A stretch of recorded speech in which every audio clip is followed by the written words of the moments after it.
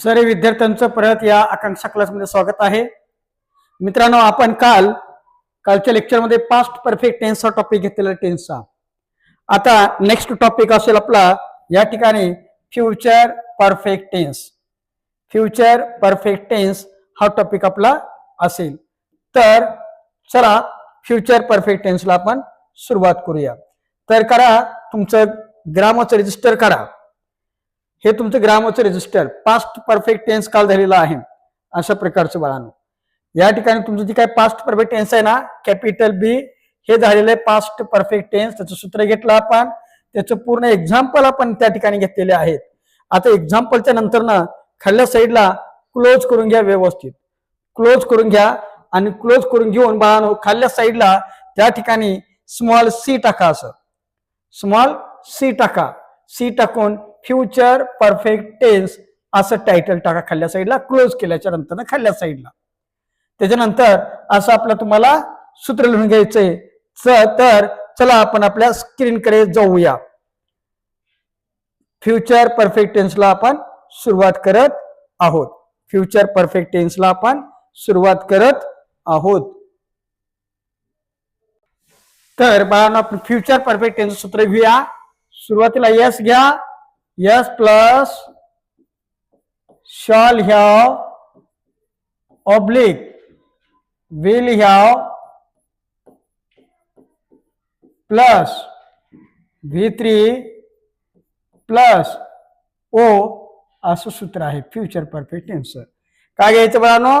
Yes plus shall have oblique will have plus V3 plus O अशा प्रकारचं सूत्र आहे. कोणत्या काळातलं आहे? फ्युचर परफेक्ट टेन्सचं सूत्र आहे अशा प्रकारचं.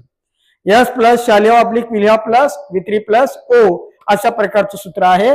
तर बाळांनो या ठिकाणी परत आपल्याला अडचण पडली. यसच्या नंतर शॅल हॅव ऑब्लिक, ऑब्लिक म्हणजे किंवा, ऑब्लिक विल हॅव म्हणजे शॅल हॅव कधी घ्यायचं आणि विल हॅव कधी घ्यायचं, परत आपल्याला अडचण निर्माण झाली. ती अडचण सोडवण्यासाठी आपण खाली टीप लिहून घेऊया.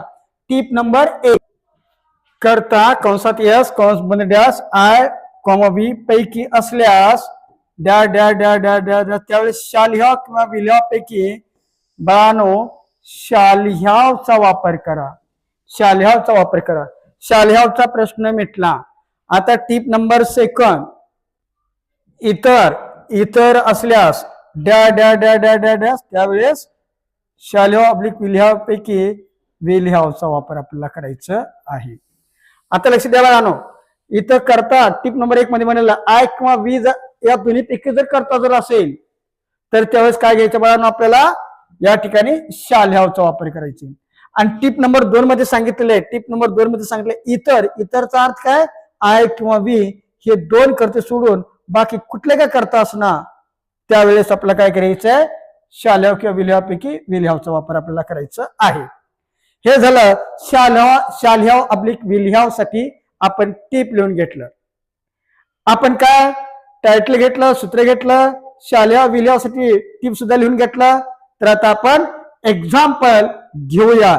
एक्झाम्पल नंबर बाळानंतर example number 1 future perfect tense हा काळ समजावून सांगण्यासाठी आपण एक्झाम्पल नंबर 1 घेतलेला आहे. ते कोणतं आहे?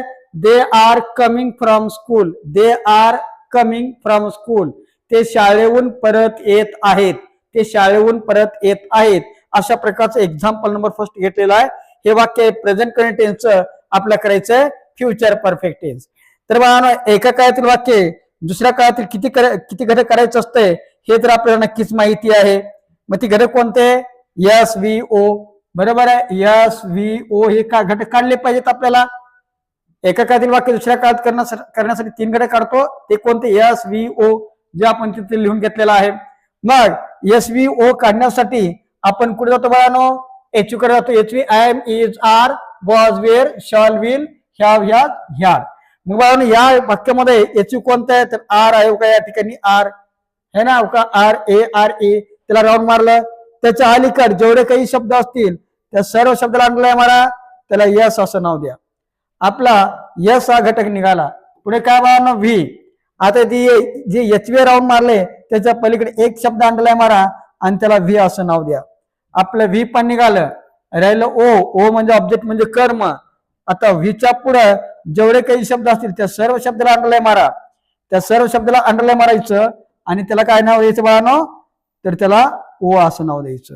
आपल्याला पाहिजे होतं यस व्ही ओ पाहिजे होतं, आपलं यस पण निघालं, व्ही पण निघालं, ओ पण निघालं.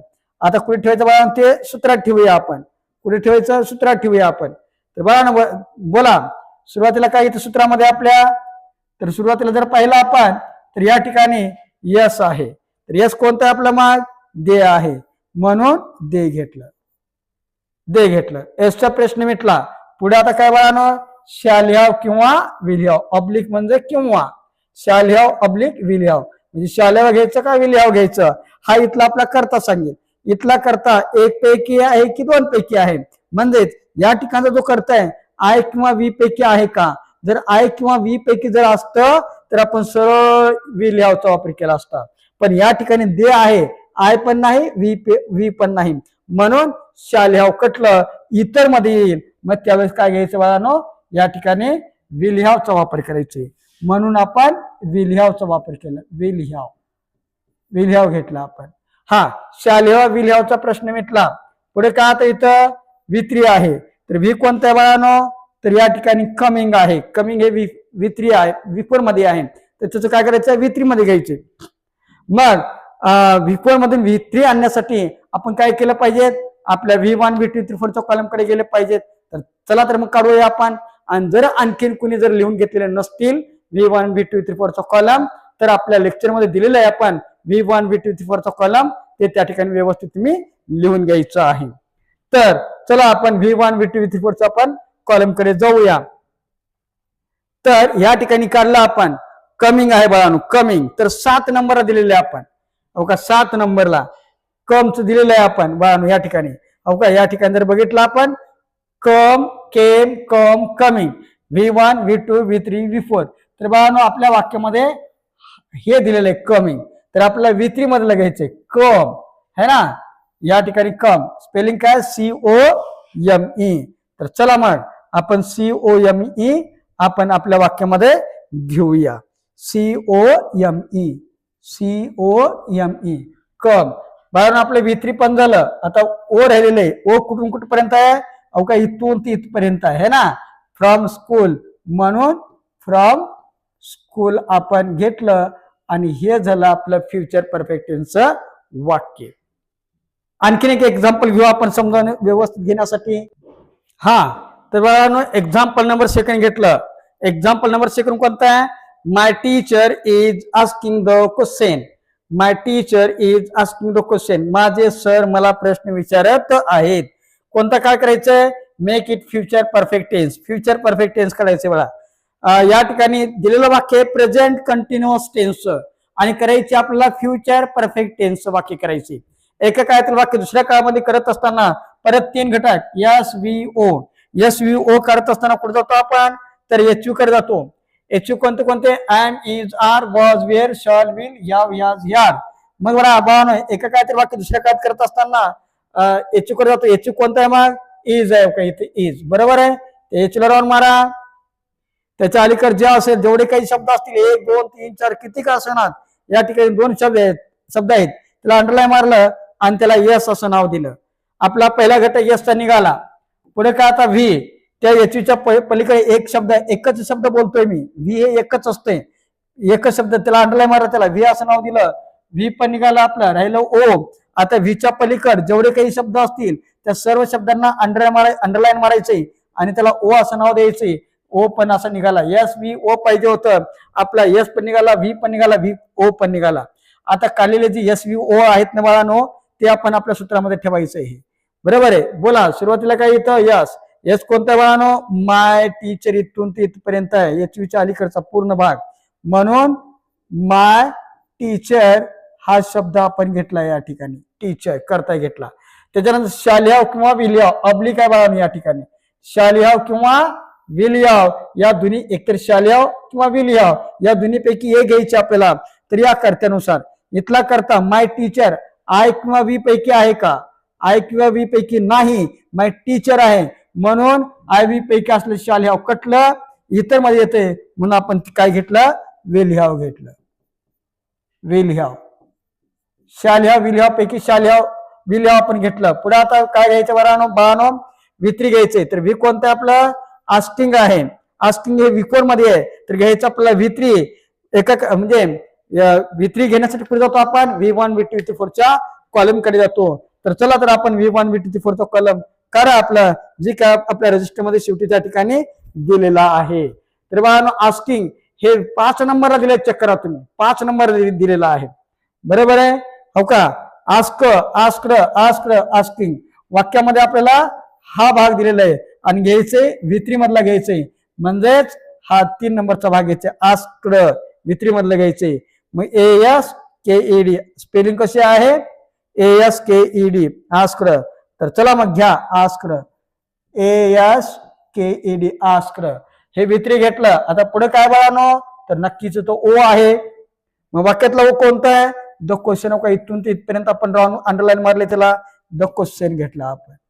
द क्वेश्चन झाला आपला काळ घेतला हे त्या ठिकाणी फ्युचर परफेक्ट टेन्स आपण काळ तयार केला.